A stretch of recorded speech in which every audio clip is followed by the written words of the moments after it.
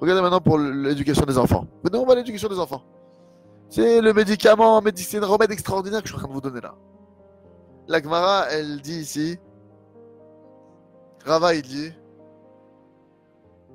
si tu as vu un élève que son étude, elle est dure comme le fer, c'est-à-dire que cet élève-là, il arrive pas à étudier. Pour lui, c'est comme le fer, ça rentre pas. C'est du... Rashi, le mort béni, Zatzal, il nous explique, comme vraiment, il nous dit Rashi, c'est dur pour lui l'étude, avec toutes les difficultés qu'il a pour étudier.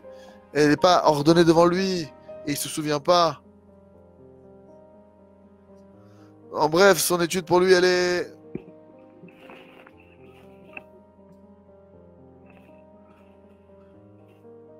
Comme si maintenant un homme, il voit devant lui une image floue. Est-ce qu'il peut voir maintenant à travers cette image? Il peut rester comme ça dans cette image. Il étudie la Gemara, pour lui c'est flou, c'est pas clair. Où est la question, où est la réponse? C'est quoi les raisonnements ici?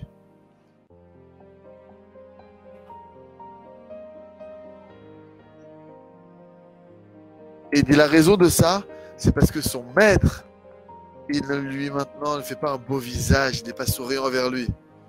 Son rave, il n'est pas souriant alors que son élève, il comprend rien.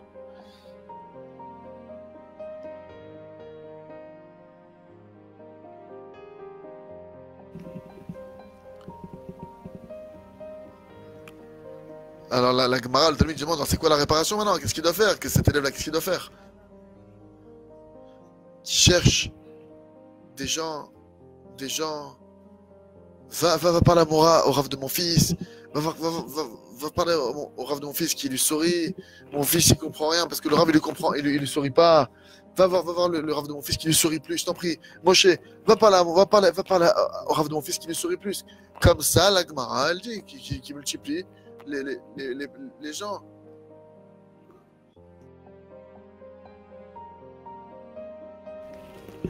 Et qu'ils aillent convaincre le Rav, je t'en prie, Rav. Fais des sourires à cet enfant pour qu'il puisse comprendre la Torah, la Gemara comme il faut. C'est la Gemara qui explique ça. Amenez des gens qui vont pouvoir le convaincre que ce nom soit le pour l'éternité. Le dernier Shabbat, j'ai eu un invité à la yeshiva, un juif. Il m'a accompagné jusqu'à la maison.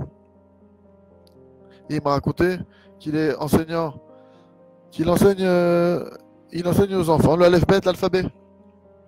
C'est son métier. Il est professeur d'une classe. Évidemment qu'il y a des enfants. Tu leur apprends aleph bet, l'alphabet, rapide, tchic-tchac, il comprend tout. Tu le répètes une fois, il sait le répéter, il sait le dire. Mais il y a des enfants, chaque lettre jusqu'à ce qu'ils la comprennent. Car c'est ainsi qu'Hachem les a créés. Il n'y a pas de quoi se moquer, c'est comme ça qu'il les a créés, jusqu'à ce qu'ils nous mettent une lettre, jusqu'à ce qu'ils prennent une lettre. Et encore, une fois, vas-y, dis-moi encore, Gimel. Et il se souvient pas. Gimel. Bref, jusqu'à ce que ça devient... il devient comme un chameau. Il répète chaque lettre, c'est difficile. Il devient comme... chaque lettre, ça devient... chaque lettre, c'est une montagne. Mais c'est son travail.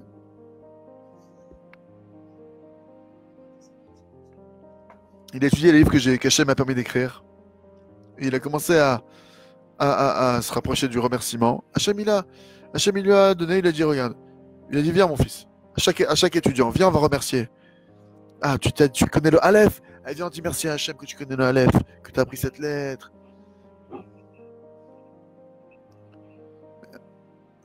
Viens, on dit merci à Hachem que je connais la lettre bête. Viens, on remercie pour chaque... Ah, tu connais pas encore le guimel, t'arrives pas avec le guimel. Ah, c'est pas grave. Ah, viens, merci, maître du monde. Aide-moi à étudier la lettre guimel. Aide-moi à m'en rappeler. Aide-moi à la comprendre. Aide-moi à l'étudier.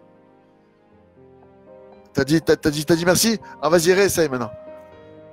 Dis merci sur ce que tu sais et dis merci sur ce que tu sais pas. Sur la lettre qu'on va apprendre.